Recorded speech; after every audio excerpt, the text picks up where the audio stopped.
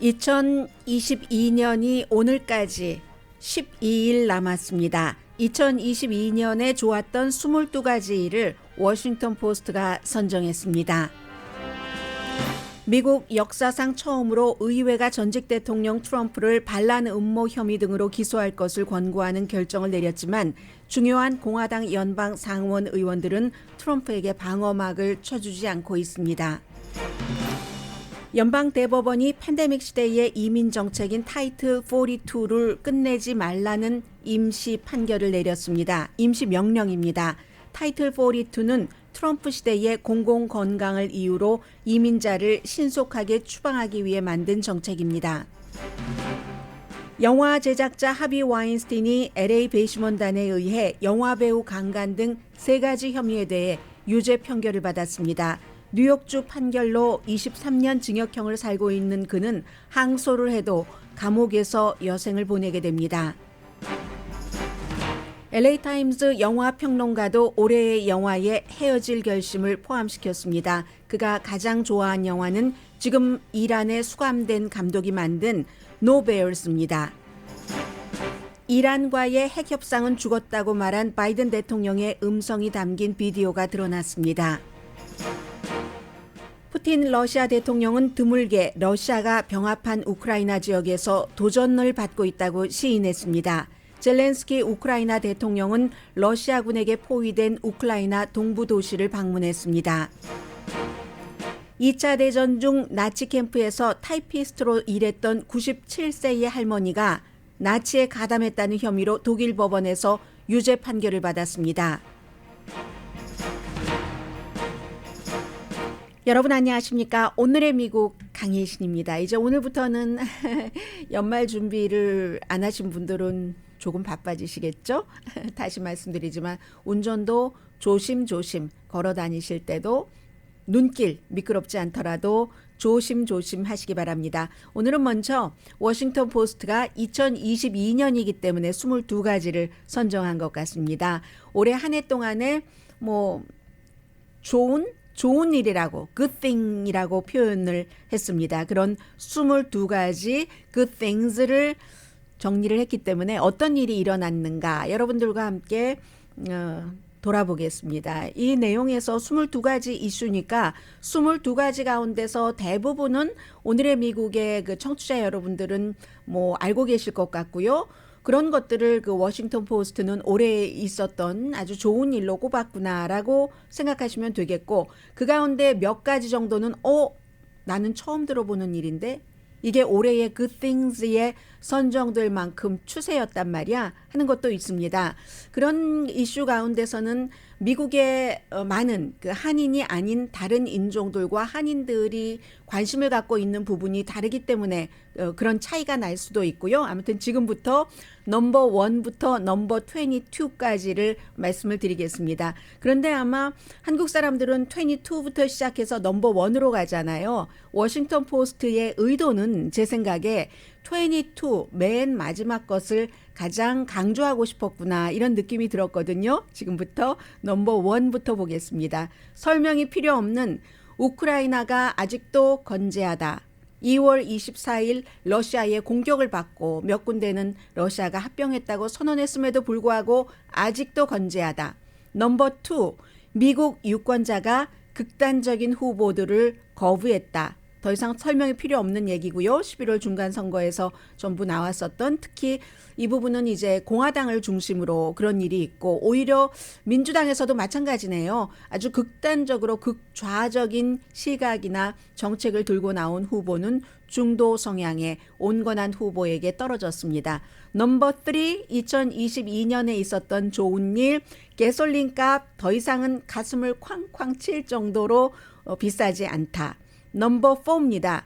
이 내용은 여러분들께서 아마 익숙하지 않은 분들이 더 많지 않을까 생각이 드는데 음악인 리조라고 있습니다. 원래 이름은 따로 있죠. 그 멜리사 비비안 제퍼슨이라는 아프리칸 아메리칸 음악인인데 노래도 하고 랩도 합니다. 래퍼이기도 하고 플루스를 아주 잘 부는 그 플루티스트인데 이 사람이 제임스 메디슨의 1813년 크리스탈 플룻을 가지고 아주 뛰어난 음악가죠. 처음에는 의회 도서관에서 초청을 해서 미국은 이제 이렇게 초청하는 경우가 많잖아요. 백악관에서도 가수들을 초청을 해서 콘서트를 하니까 뭐 거의 매주 있죠. 바쁘지 않을 때는. 그렇게 해서 의회 도서관에서 그 플룻으로 뭔가를 연주를 했더니 입소문을 타고 결국에는 이제 워싱턴 DC의 수천 명의 팬들 앞에서 했다. 이 내용을 워싱턴 포스트가 네 번째 좋은 일로 선정하는 것은 시작은 미약하였으나 그 뒤는 그렇게 됐노라 하는 것을 말하고 싶었던 것 같고요. 넘버 5. 한국 분들도 많이 하고 계시는 제퍼디 하는 그 텔레비전 쇼요. 이 텔레비전 쇼에서 어떤 사람들이 이제 매주 이기면은 연속해서 그 퀴즈 게임에 나갈 수 있죠. 우버 드라이버, 라이언 롱이 16게임을 연속으로 우승을 했습니다. 그때까지만 하더라도 야, 16번이나? 이거 뭔가 맞추는 거잖아요. 기본적인 상식이 있고 준비도 한다고 하던데 엄청나게 우리 예전에 장학 퀴즈 준비했었던 것처럼 차인표 씨가 진행을 했었던 그렇게 이 제퍼디에 나가려고도 평소에 상식이 풍부한 사람들이지만 시험 공부를 많이 한답니다. 서점에 가면 책이 많이 있잖아요. 그리고 그 다음에는 그냥 어떤 그 오퍼레이션 매니저인 크리스 파늘로라는 분이 21번 연속, 그러다가 누구는 23번, 이 정도 되면은 이제 야, 저 사람들 퀴즈 천재야 라고 했는데, 그 다음에 작가면서 성전환자의 권리 운동을 하는 에이미 스나이더 씨가 40회 연속 우승을 했습니다. 두 번째로 역사상 그 연속 우승이 많은 그 케이스라고 하는데 그게 올해 2022년도에 일어났습니다. 맨 마지막에 좀 위트 있게 문장을 마무리하는데, 그렇다면 텔레비전 프로그램에서 꼭 우리가 봐야지 될 것? 그 답은 어렵지 않네. 제퍼디를 보라는 얘기가 되겠고요. 그리고 이제 6번째는 벌써 동계올림픽이니까 올해 10개월쯤 지난 일이죠. 우리가 이제 쿼트킹이라고도 미국에서 많이 부르는 네이선 네이선 첸이 남자 피겨스케이팅에 금메달을 받았죠. 그런데 처음부터 뭐 계속 좌절 없이 금메달을 받았다면 올해의 넘버 6 좋은 일로 기록하지 않았을지 모릅니다. 지난번에는 굉장히 힘들었지만 4년 전에 첸이 포기하지 않았습니다. 열심히 단련을 했죠. 그래서 이제 숏 프로그램에서 기록을 내고, 그리고 나서 막 그 쿼드 점프 같은 것 하고, 솔직하게 말하면 그가 막 그 피겨스케이팅, 그 남자 피겨스케이터가 하는 거 보면은 하나도 어렵지 않게 쉽게 하는 것 같잖아요. 그런데 그의 점프를 텔레비전에서 누군가가 이제 얼음 위가 아닌 일반 이런 곳에서 하는 걸 보더라도 야, 얼음이 아닌데도 저 정도 점프를 하는 것은 인간이 아니다, 초인이다, 이렇게 얘기했을 정도. 어쨌든 그 네이션 그 첸이 동계올림픽에서 금메달을 받았다는 것. 7번째는 역시 이래서 뉴스도 지역을 벗어날 수가 없습니다. 워싱턴 포스트가 전국적인 신문이고 세계적인 신문이지만 덜레스 국제공항까지 지하철을 타고 갈 수 있다. 이게 이제 워싱턴 DC에서는 사람들의 꿈이었는데 수십 년 동안 그랬는데, 많은 도시에 로스앤젤레스도 그건 안 되네요. 공항까지 지하철을 타고 누군가가 바래다 주지 않아도, 택시 타지 않아도 왔다 갔다 할 수 있는 그런 꿈을 이루는데 왜 워싱턴 DC만 안 되지? 했는데 결국은 됐다는 얘기입니다. 1960년에 처음으로 이제 지하철을 세울 때는 이런 일들이 터무니없다고 생각을 했지만 결국은 됐고, 그것도 2018년도에 완공할 예정이었지만 이루지 못했습니다. 4년 뒤이긴 하지만 끝내 이뤘다는 것. 11월 15일에. 8번째, 이것도 한국 분들이 생소하실 수 있는데요. 피클볼이라고 여러분들 들어보셨습니까? 피클볼이 어떻게 보면 탁구채 같은 것을 들고 테니스장과 비슷하게 생긴 곳에서, 그러니까 테니스와 탁구 사이의 어떤 그 게임인 거죠. 그리고 전략은 체스처럼 해야지 되는 이런 그 피클볼이 미국에서 처음에는 어린이들에게 유행하기 시작해서 시니어, 그리고 어린이와 시니어 사이의 모든 나이대에 올해 굉장히 인기가 있었는데 아유 운동이 충분히 안 되면 어떠라. 테니스가 운동량이 많잖아요. 탁구도 마찬가지고 그처럼 안 되면 어떠랴. 몇 년을 팬데믹 때문에 고립한 뒤에 사람들과 함께 어울릴 수 있으면 됐지. 근육도 아주 뻔하게 움직이고. 9번째입니다. 틱톡의 버러보드라는 것은 그 한국 분들도 유튜브에 보면 많이 하시던데요. 도마 위에다가 나무 도마 먹는 것 우리 무슨 치즈 크래커 하는 거 도마 놓잖아요. 그 도마에다가 버터를 바릅니다. 버터를 먼저 바르고 뭐 피자 도우 하는 것처럼 그렇게 해놓고는 그 위에 많은 재료를 놓는데 어떤 사람은 마늘도 놓고 뭐 그린 어니언도 놓고 후추도 놓고 오렌지 사과 원하는 것이라기보다는 본인이 갖고 있는 것. 왜냐하면 팬데믹 때 공급망 때문에 갖고 있는 것들이 너무 없었던 적이 많습니다. 계란을 포함해서. 아니면 있어도 너무 비싸거나 해서 이제 버러보드 해서 버러하고 그 위에 많은 것을 올려놓고 빵으로 확 그냥 이렇게 찍어 먹는 이런 그 버러보드가 틱톡을 통해서 굉장히 유명해졌다. 요리상은 못 받겠죠, 당연히. 그런데 아무튼 본인이 갖고 있는 것으로 무언가를 만든다는 것. 10번째, 식품 비상사태는 이제 벗어났습니다. 11번째, 사람이 달에 다시 갈 수 있다는 것. 그러므로 인해서 아르테미스 나사의 1호 임무 끝났고 2호 끝나고 3호가 되는 이제 2024년이 되면은 유색 인종과 여성들도 이제 달에 갈 수 있다는 것. 그리고 이것은 이제 미국뿐만이 아니라 세계 20개국에서 하고 있고 나사와 힘을 합쳐서 하는 것도 있고 미국의 제프 베조스의 회사, 일론 머스크의 회사, 블루 오리진이라든가 스페이스 X 같은 데서도 따로 만들고 있는 이런 일들. 12번째도 조금 생소하실 수 있는데요. 워들이라는 월드 할 때 WORDLE 이런 앱이 있어서 워드 매니아가 많이 나타났다 하는 건데 이 앞에서 테니스와 탁구의 게임과 마찬가지인 그런 그 피클볼처럼 이 워드 매니아는요. 이 5개 스펠로 돼 있는 단어를 알아맞추는 게임인데 원래 시작은 지난해에 됐는데 올해 완전히 피크가 돼서 이건 이제 구글로 보면은 세계적인 추세입니다. 단어 알아맞추기는 예전에 신문 볼 때 우리가 뭐 까만색 바둑판 모양에서 많이 이런 것 했잖아요. 그런 식으로 되는데 이젠 전화기에 앱으로 사용하는 것.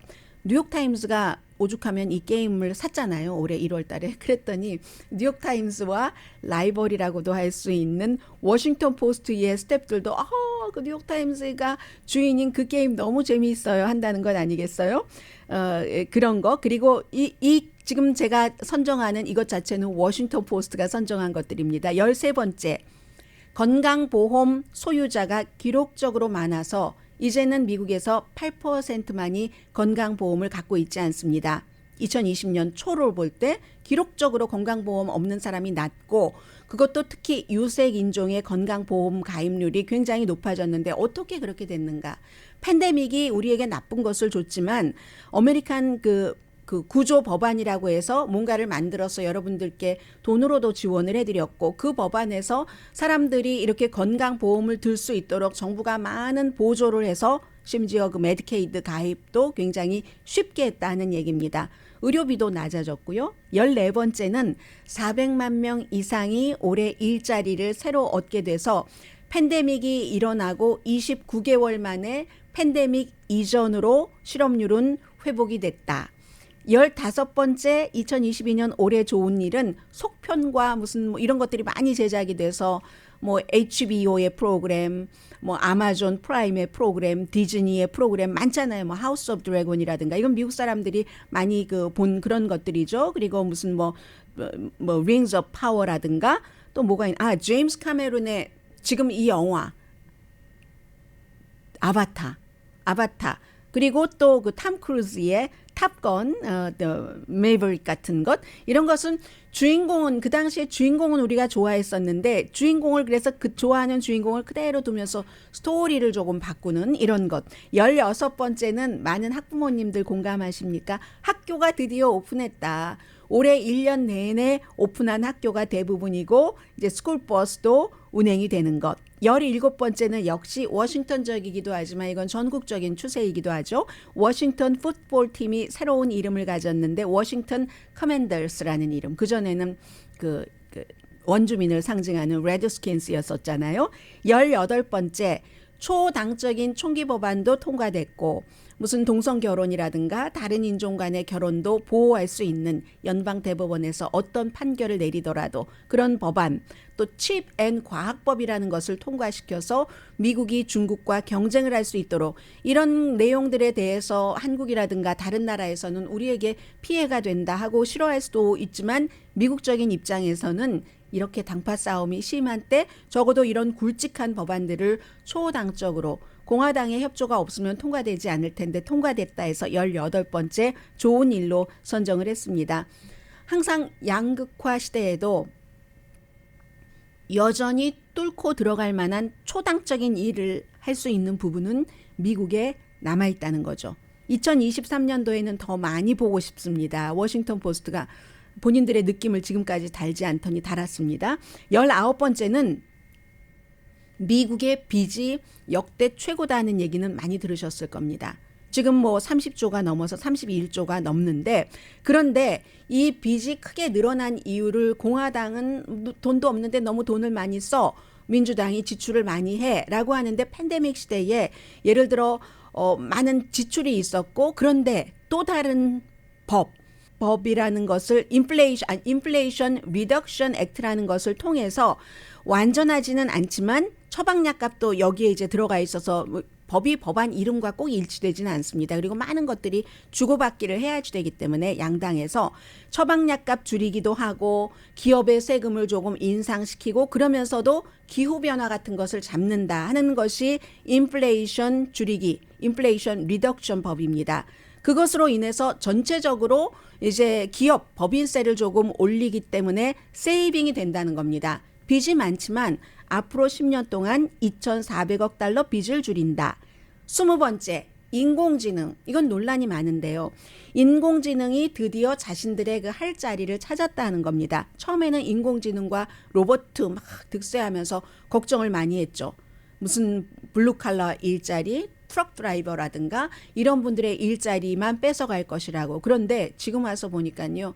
인공지능이 너무 똑똑해서 나중에 또 걱정할지 모르겠어요. 또 다른 이슈로 화이트 칼러 일자리를 많이 가져갑니다. 뭐 예를 들어 언어에 능하잖아요. 인공지능이. 또 언어를 인식하는 것에도 그렇고 결정도 막 decision making 이런 잡을 인공지능이 하는데 나아가서 당뇨도 예상을 하고 사이버 공격을 막고 뭐 기사도 써요. 지진 기사 같은 것은 사람이 쓰지 않는 경우가 많습니다. 그래서 대부분은 인간이 좋아할 만한 곳으로 인공지능이 발전을 하고 있다 하는 것을 good thing으로 표현을 했고요. 워싱턴 포스트입니다. 21번째. 암호화폐 업계가 냉정해진다. 이건 이제 며칠 전에 많이 보도를 해드렸었던 암호화폐 거래소 그 TFX의 창업자가 바하마에서 체포되고 본인이 미국으로 송환되는 것을 합의를 했다고 합니다.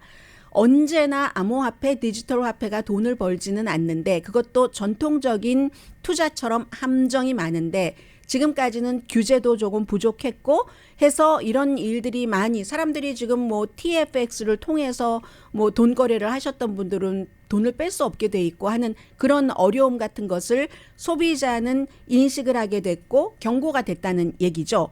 비트코인이 올해 60% 이상 가치를 잃어버렸습니다. 그러나 이것으로 끝난다고 생각하는 사람은 아무도 없습니다. 어쨌든 투자 그 업계나 일반 사람들이나 더 좋은 아이디어를 얻어서 위험을 줄이게 될 수 있다는 점에서 암호화폐 업계가 냉정해진다는 것을 좋은 뉴스로 꼽았고요. 마지막에 22번째 2022년 22가지 일어났었던 좋은 일들은 이 모든 어워드는 나이든 미국인에게 돌아갑니다. 해서 award goes to, 오스카 goes to all the Americans라고 표현을 합니다.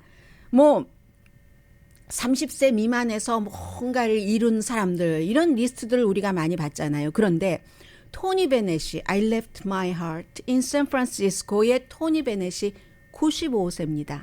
4월 달에 그래미 상을 받았고 앤젤라 엘버레즈라는 새로운 아티스트로 라틴 그 그래미 상을 받았습니다. 95세셨어요. 이분도. 또 엘린다 바이오딕이라는 분도 82세인데 나이든 그 나이대에서 100마일 경주 캐나다에 사시는데 뉴저지 대회에 참여를 했습니다. 그리고 또 다른 분도 2차 대전 참전 용사신데 에스틀라이시라는 분은 100m를 26.34초 기록으로 지금 이분 100세세요. 100세. 그래서 이제 사람들이 나중에 기립박수 치고 했는데 모든 영광은 토니 베넷을 포함한 나이든 미국인에게 2022년도에 일어났었던 좋은 일 22번째로 워싱턴 포스트가 선정을 했습니다.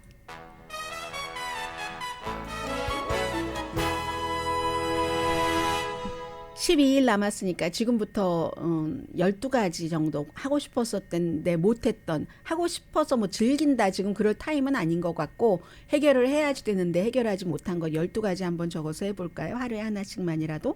아니요. 그건 너무 획일적이고 어떤 날은 3개, 어떤 날은 못할 수도 있고 다음에 또 뭐 5개 이런 식으로요. 잠시 뒤에 미국 중요한 뉴스 전해드립니다. 라디오 서울 방송 오늘의 미국 듣고 계십니다. 네. 이건 한 마이크라고 볼 수는 없는데요. 어쨌든 그 바이든 대통령이 발언을 하는 그 뭔가가 비디오로 나왔는데 이란과의 핵 협상은 끝이다. 지금 순간에는 이렇게 말한 바이든 대통령의 음성이 담긴 비디오인데 중간 선거 전에 11월 4일 선거 유세에서 했었던 그 얘기랍니다. 공개적으로 막 한 건 아니고요. 선거 유세 과정에서 이제 몇몇 사람들끼리 만나는 그런 때가 있잖아요. 그런 때 얘기를 했는데 한 여성이 바이든 대통령에게 지금 보면은 뭐 10월 달에 그 이란 대사도 그렇게 얘기를 했고 우리가 시간 낭비하지 않을 것이다 라고 하면서 그 이란과의 핵 협상은 이제 뭐 더 이상 지금으로서는 가지 않겠다 하는 얘기를 한 것, 그걸 얘기하면서 공식적으로 뭐 밝혀야지 되는 것 아니에요? 이렇게 얘기하니까 바이든 대통령이 이란과의 핵 협상이 끝난 것은 맞다. 그러나 공식적으로 밝히지는 않겠다. 이렇게 얘기를 했답니다. 제가 이 내용을 여러분들께 왜 전해드리냐면은 이란과의 핵 협상 가능성 하면은 항상 북한과의 핵 협상 가능성도 생각을 하게 됩니다. 그런데 이란과의 핵 협상 가능성이 죽었다. 데드라고 표현을 했던데 데드다 하면은 북한과의 여러 가지 그 핵 협상 가능성에 대해서도 지금 뭐 미국 정부가 그다지 뭐 급하게 생각하고 있지 않다 하는 것을 알 수가 있기 때문에 전해드리는 거고요. 이 내용은 이제 이 여성과 그 바이든 대통령과의 짧은 대화는 캘리포니아주 오션사이드에서 캠페인을 할 때 나왔답니다. 밝히지는 않겠다. 스토리가 길다 하는데 그 긴 스토리의 헤드라인 정도는 우리가 알 수가 있죠. 지금 미국에서 이란 정부에서 히잡 쓰고 여성들 그렇게 하는 것에 대해 반대하고 하는 시위를 하다가 누가 체포되고 뭐 숨지고 이런 것을 미국 정부가 직접 표현을 했잖아요. 그거는 아니라고, 국민들을 억압하는 것이라고. 그것에서도 미국과 이란 정부가 지금 틀어졌고, 그리고 또 틀어진 게 있죠. 더 중요하다고도 볼 수 있는 것이 이란이 우크라이나를 침공한 러시아를 지지하고 있습니다. 몇 안 되는 이란, 북한, 뭐 쿠바 이런 나라들이잖아요. 아니면 뭐 아프리카에서는 워낙에 아프리카가 러시아의 도움을 받아야 될 게 많기 때문에 그렇다던가. 그래서 그런 그 2가지 문제로 지금 이 상황에서는 이란과 핵 협상을 할 수가 없다는 얘기입니다. 어제 전해드려서 오늘은 스킵할까 하다가 이제 레이티스트만 말씀을 드리겠습니다. 미국 의회의 초당적인 의사당 폭동사건 조사위원회라고 하지만 그러나 공화당은 2명밖에 없고 민주당이 7명이 있습니다. 거기도 바이든 대통령이 앞서 얘기한 것처럼 사연이 많으니까 왜 공화당은 2명밖에 안 되는가? 그 많은 사연을 다시 말씀드리진 않겠고요. 전직 대통령을 반란 음모 혐의 등으로 기소하도록 연방법무부에 권고했습니다. 권고한 게 이번이 처음이랍니다. 전직 대통령을 의회에서 그렇게 권고하는 게. 차기 대통령 인준을 방해하려고 의회의 공식 절차를 방해했고 그 목표는 선거 결과를 뒤집기 위해서 그랬고요.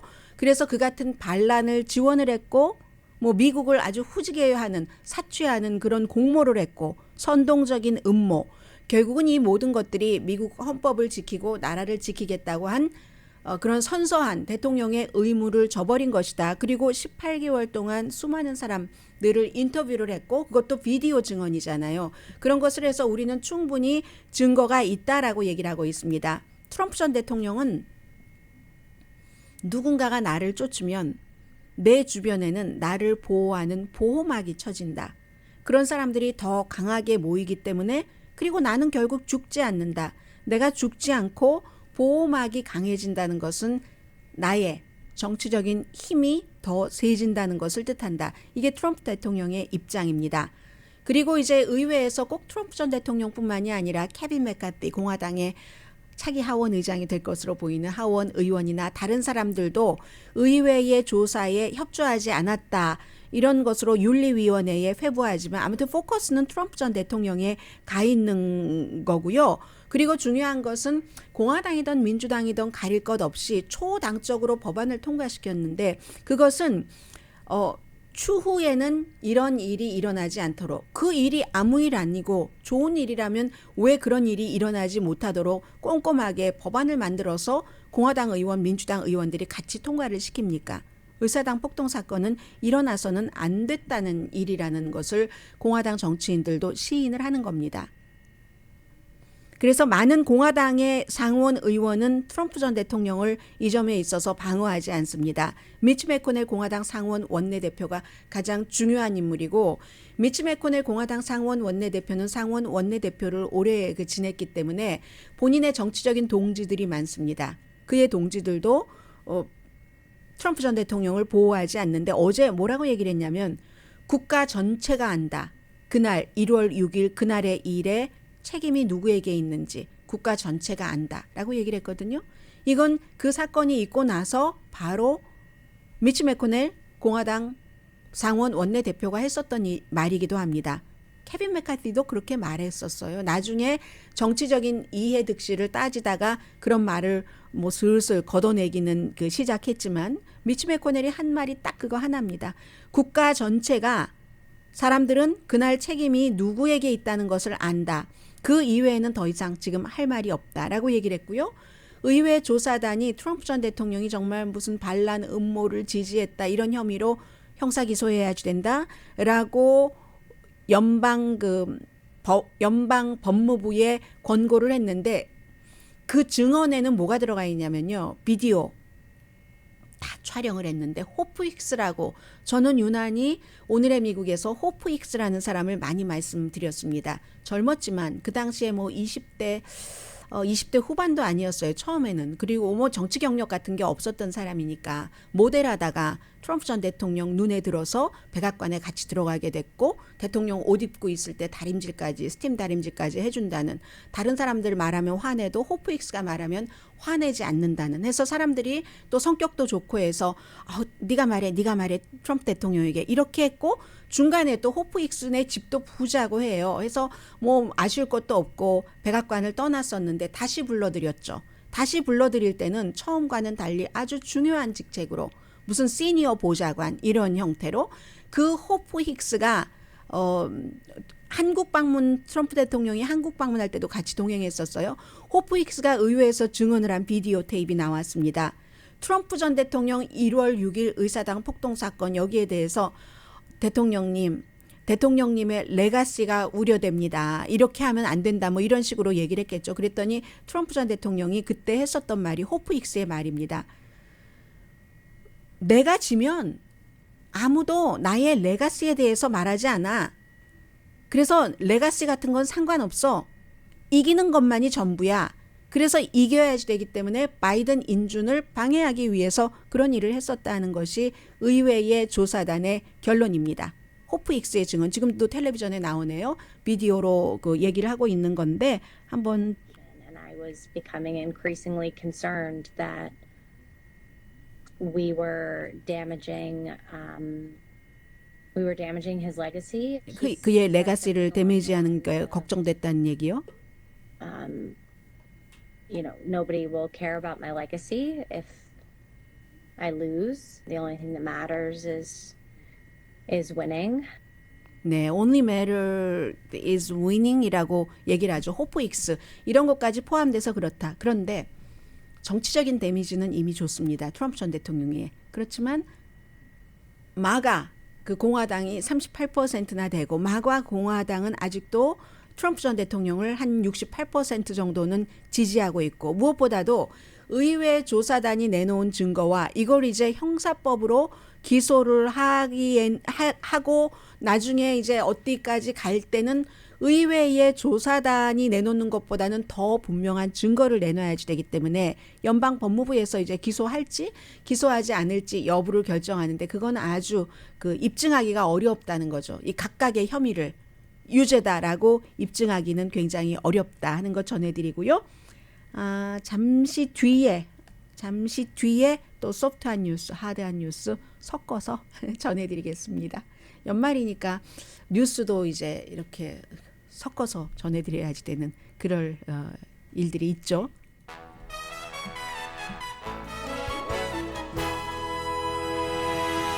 라디오 서울 방송 오늘의 미국 듣고 계십니다. 로스앤젤레스 타임즈 캘린더 섹션을 보시는 분이라면 저스틴 추앵이라는 영화 평론가고 칼럼니스트인 분의 글을 많이 보실 텐데 이분이 2022년도에 이제 본인이 뭐 이 영화가 최고다 하는 것들을 꼽았는데 다 말씀드리지는 않겠고요. 제목 정도 말씀드릴 수 있겠는데 거기에 이제 뭐 탑건은 다 들어가요. 탐 크루즈. 예, 뭐 탑건이나 아바타 같은 게 영화관으로 가게는 하지만 그렇지만 이제 본인이 좋아한 뭐 그런 영화는 예를 들어서 감독이 자신의 그 스토리를 쓴 뭐 애프터 선이라든가 아니면 뭐 이터널 도어라는 것은 옥자라는 영화로 한국 분들에게 많이 알려진 그 틸다 스웨인튼이 엄마와 딸로 나오는데 영국 감독 그 본인의 그 실화를 소설로 한 것이고 조앤나 호그 감독이 그리고 Decision to Leave 헤어질 결심을 꼽았습니다. 헤어질 결심 설명드릴 그럴 그 필요가 없잖아요. 그 헤어질 결심 뭐 박찬욱 감독 얘기도 하고 박해일과 탕웨이 버티고 저는 이 영화 보면서 처음에 무슨 평 같은 걸 안 보고 봤기 때문에 정말로 그 알프레드 히치콕 감독의 버티고 같다 했는데 실제로 그 버티고를 굉장히 그 박찬욱 감독이 좋아한다고도 하고요. 그리고 이제 이 저스틴 챙 그 영화 평론가가 이 영화가 나의 페이보릿이다. 올해 2022년도에 한 것은 저도 보고 싶은 그 No Bears라는 영화인데 No Bears라는 영화가 뭐 뉴스 하는 사람이라서 더 제가 관심이 있었는지 모르겠습니다. 이란 감독 아주 유명한 그 좌파를 그 파나히 감독이 지금 gat혀 있거든요. 왜 갇혀 있겠어요? 감옥에? 정권이 싫어하는 겁니다. 이 감독이 만든 건데 이것도 역시 자신의 스토리를 쓴 것이고 주인공 이름도 자신의 이름과 같다고 하고 며칠을 조금 떨어진 곳, 산골 같은 마을, 좀 떨어진 마을에서 외딴 마을이라고 말씀드리죠. 그곳에서 그 작은 마을의 전통, 그런데 이란 하면은 전통이 종교가 딱 그 위에 올라가 있잖아요. 근데 종교적인 도그마 같은 것, 이런 것에 대한 강한 분노, 종교로 정치와 사회를 다 잡고 있는 그런 것인데 뭐 분노도 있고 뭐 무서움도 있고 하지만 굉장히 독창적이라고 얘기를 하면서요. 이란 정부의 오랜 가시였던 이 감독 파워풀한 요즘 뭐 이란 시위 등으로 볼 때도 그런 영화라고 소개를 했습니다. 하비 와인스타인의 경우는 이 사람이 몇 년 감옥 그 징역형을 받든지 간에 그것보다도 수십 년을 30년 이상을 헐리우드에서 제작자로서 정말 많은 영광과 돈과 이런 대우를 받고 하는 것을 가지고 살았죠. 지금 이분이 70세입니다. 앞으로는 어떠한 뭐 항소에서 이겨도 감옥 밖으로 나올 수가 없게 되어 있습니다. 지난번에 이제 뉴욕에서 뭐 여배우들, 뭐 모델들, 기타 관계자들 성추행하고 강간하고 했다 하는 혐의로 23년 징역형을 받고 복역 중인데 어제는 로스앤젤레스의 배심원단이 또 다른 이분은 이제 이탈리아의 그 배우면서 이름을 밝히진 않았는데 배우면서 모델이라고 하는데 역시 같은 혐의입니다. 여기에 대해서 유죄를 해서 그리고 나머지는 뭐 캘리포니아의 이 케이스는 게빈 뉴섬 주지사의 현재 와이프도 고소를 했는데 그 케이스에 대해서는 무죄. 왜냐하면 8대 4였거든요. 배심원들이. 해서 지금 캘리포니아주의 주지사의 부인은 뭐 영화에 본인이 나오기도 했지만 다큐멘터리 영화 감독 제니퍼 시벨이라는 이 사람입니다. 그래서 본인을 어떻게 토론토 영화제에서 성폭행했는가 하는 것을 증언할 때 하이라이트였다고 하는데요. 그럼에도 불구하고 여기에 대해서는 무죄를 줬는데 다른 혐의에 대해서 유죄를 줘서 지금 이제 그 선고가 나오면 18년에서 24년형을 추가로 받게 된답니다. 그러면 항소에서 뭐가 안 된다 하더라도 이 LA께 또 걸려 있고 또 다른 케이스가 또 있기 때문에 결국은 몇십 년 정말 아주 그 자신이 짜릿하고 재밌고 원하는 대로 살았던 그런 사람이 인생의 말년에 이렇게 됐다 하는 얘기요. 어제 이제 캘리포니아의 주지사 와이프로서 이런 것을 증언하기도 힘들잖아요. 그게 바로 미국이죠.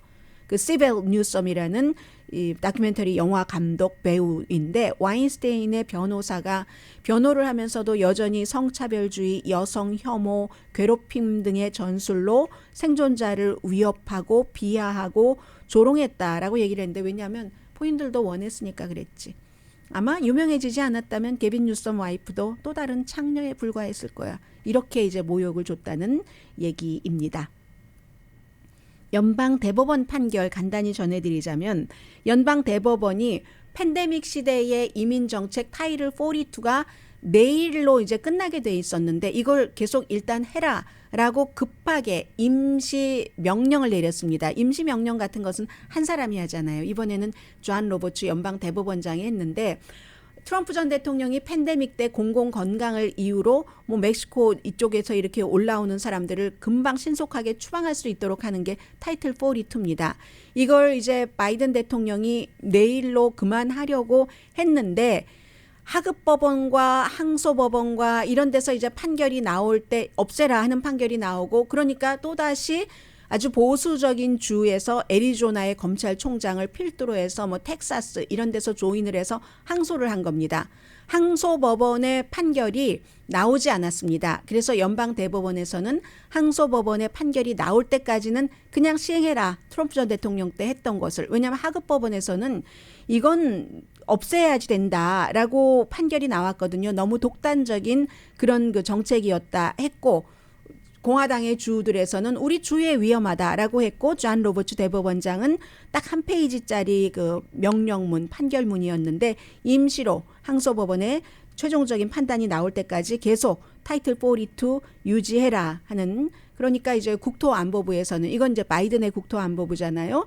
국경을 안전하게 관리하고 뭐 불법인 경우는 분명히 돌려보내고 인간적인 방법으로 처우하겠다 이렇게 얘기를 내놨습니다.